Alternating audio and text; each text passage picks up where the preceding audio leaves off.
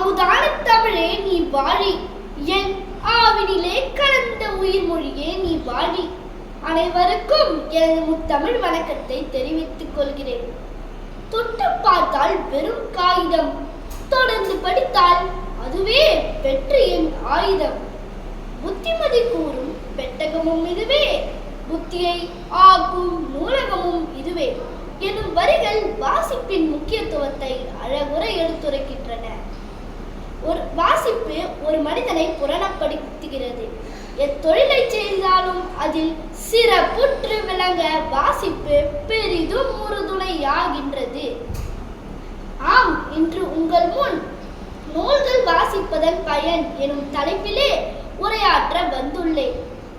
சபையோர்களே, நூல்களை வாசிப்பதனால் பொது அறிவு மிகுதியாகின்றது. பல துறைகளை சார்ந்த புத்தகங்களை வாசிப்பதன் மூலம் அதில் உள்ள முழு தகவல்களையும் நம் கைக்குள் அடக்கலாம். இதனால் கிணற்று தவளை போல் இல்லாமல் வெளி உலகம் அறிந்த சமுதாயமாக உலா வரலாம். கண்டதை கற்பவன் பண்டிதனாவான் எனும் மூத்தோரின் வாக்குக்கேற்ப பார்ப்பதையெல்லாம் படிப்பவன் அறிவாளியாக திகழ்வான் என்பது உண்மையே.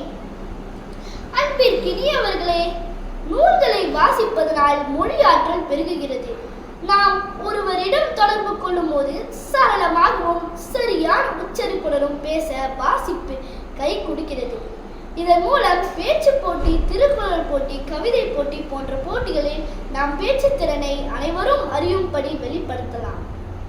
ஆசிரியர் பெருந்தகைகளே, நூல்களை வாசிப்பதனால் நமது எழுத்து திறன் மேலோங்குகிறது. வாசிப்பதன் மூலம் அதில் உள்ள சொற்களஞ்சியங்கள், செய்யுள் போன்றவை நம் மனதில் சிலை மேல் எழுத்து போல் நன்றாக பதியும். இதனால் எழுத்தாளர் திரு பாலமுருகனை போல் ஒரு புகழ்பெற்ற எழுத்தாளராக உலகெங்கும் பெயர் குறிக்கலாம் என்பது எல்லளவும் ஐயமில்லை. அறிவார்ந்தோரே, ஆகையால் வாசிப்பு நம் சுவாசிப்பு எனும் தாரக மந்திரத்தை கருதுவோம்.